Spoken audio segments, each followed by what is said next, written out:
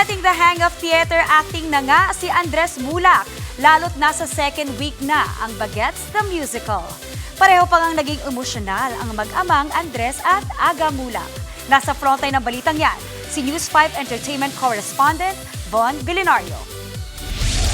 Umaarte, sumasayaw at kumakanta. Talagang it's a new Andres Mulak in his theater era. Laban na laban si Andres as Adi sa Bagets the Musical na hango sa hit movie noong 80s. On its second week run, mas damang-dama na ni Andres ang adrenaline ng live theater. Kakaiba pa rin yung feeling na kapag nag-perform ka and it's a live audience, di ka pwede magkamali talagang. It's exciting pa rin and yeah, I just love the rush of that. Sa opening night kamakailan, naging viral ang tagpong ito kung saan niyakap ni Aga ang anak matapos ang performance. Si Aga ang gumanap noon sa role na Adi sa original movie version.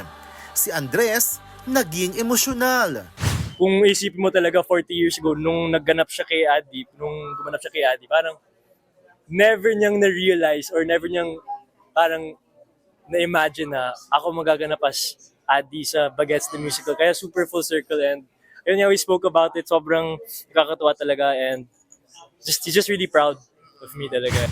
Sa panayam naman ng Philippine star kay Aga noong opening night, naiyak din siya nang mapanood ang anak. I'm a bit emotional. I'm nervous for him. I would have thought that, after my first movie, my son will be doing itong 40 plus years later. But whatever it is, I'll always be proud of him. I'm always proud of him.